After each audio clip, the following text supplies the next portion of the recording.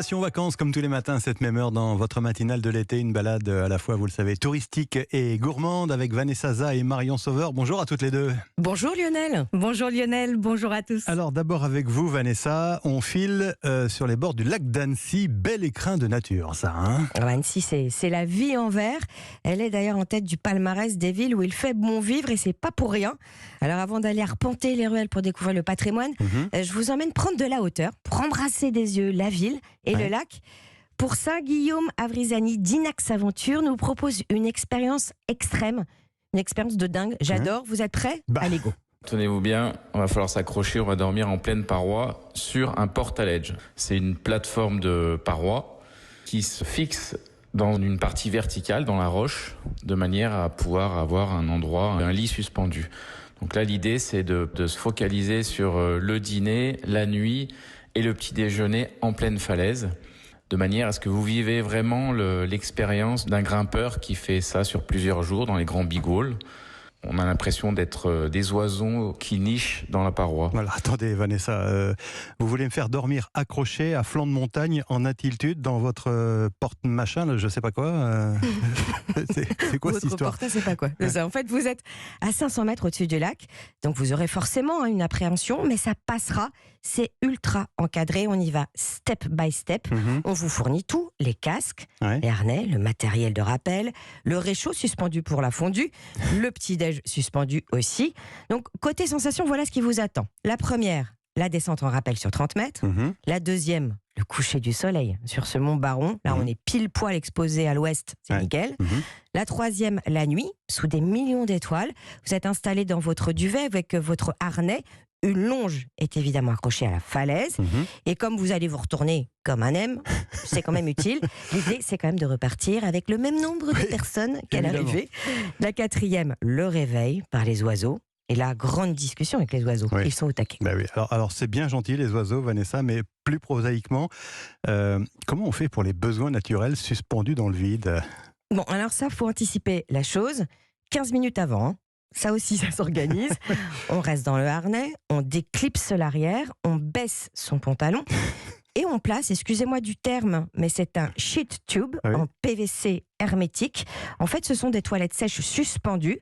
Mais moi, je trouve que ce sont les plus belles toilettes avec vue, évidemment, une vue panoramique. La nuit, 380 €, c'est un prix, mais c'est une expérience. Et il y a des portaledge à 2 places ou 1 place. Et ça, c'est Inax Aventure. Bon, un peu moins de frissons, moins d'altitude, mais quelques sensations quand même, Vanessa. Alors, soit un tour du lac en avion électrique, au-dessus du lac d'Annecy. Une première, c'est Avialp qui l'organise, 25 minutes de vol. Soit du jet cycle. Est-ce que vous savez ce que c'est, Lionel ? Jet cycle, non, pas vraiment. C'est un nouvel engin pour voler sur l'eau.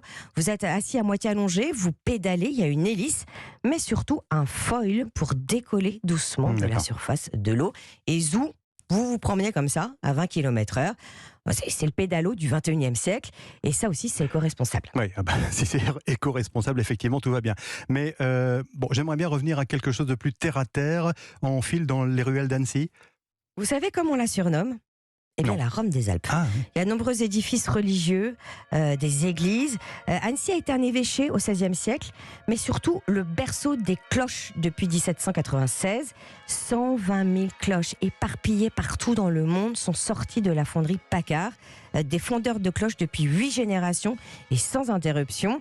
Elle est née en fait après la Révolution, quand le maire a demandé à l'évêché de renvoyer un curé. Alors, il a répondu « Ok, mais à condition d'avoir une nouvelle cloche ». Et c'est là qu'un jeune apprenti s'est proposé. Il avait 24 ans et il s'appelait Antoine Paccard. Une des plus remarquables, c'est le bourdon de Notre-Dame de Liesse, la Salésienne. 5 tonnes quand même, le bourdon. Faut quand même imaginer, aller l'écouter. Et puis si ça vous intéresse, vous pouvez même visiter la fonderie Paccard et assister chaque jeudi à la fonte des cloches. Ça se fait sur réservation. Et il y a même de temps en temps des concerts cloche-voix. Ça s'appelle les Arts Sonora. Intéressant. Si on veut rester dans la métaphore italienne, Vanessa. Annecy a aussi des airs de Venise, surtout en ce moment, au beau jour. Vous allez vous balader le long des canaux, dont la petite rivière du Tchou, très apaisant, c'est charmant. C'est autour de ces berges que la cité médiévale est sortie de terre, et vous allez tomber sous le charme du palais de Lille. On dirait un petit vaisseau sur l'eau, et ça c'est hyper instagrammable. Je vois ce que vous voulez dire, effectivement. Merci Vanessa, à tout à l'heure. Et on se retrouve tout à l'heure. Ouais. Marion Sauveur, comme chaque jour, on découvre avec vous un produit du terroir. Alors, aujourd'hui, c'est un produit un peu particulier, ma chère Marion, mais indispensable à notre cuisine. Hein. C'est le caviar blanc, c'est la fleur de sel, ces cristaux blancs à la texture délicate, récoltés manuellement tout au long de l'été, le matin par les sauniers. Ils ramassent les paillettes qui se sont cristallisées à la surface de l'eau de mer grâce au vent dans les salins. On en récolte sur la côte atlantique, mais aussi en Méditerranée, dans les salins de Camargue, à Aigues-Mortes notamment. Si vous n'y êtes jamais allé, je vous conseille une petite visite rien que pour observer les couleurs saisissantes de ces paysages. En été, l'eau vire du bleu-vert à l'ocre et au rouge foncé sous l'effet d'une algue. C'est juste magnifique. Et ce sel d'exception est cueilli depuis l'Antiquité à Aigues-Mortes, une tradition transmise de génération en génération qui nécessite un ramassage délicat avant d'être séché. Il ne faut pas confondre la fleur de sel et le gros sel. Attention, les gros grains du gros sel sont durs et lavés. L'idéal est d'utiliser ce gros sel dans l'eau de cuisson ou pour préparer une croûte de sel, tandis que la fleur de sel est un exhausteur de goût.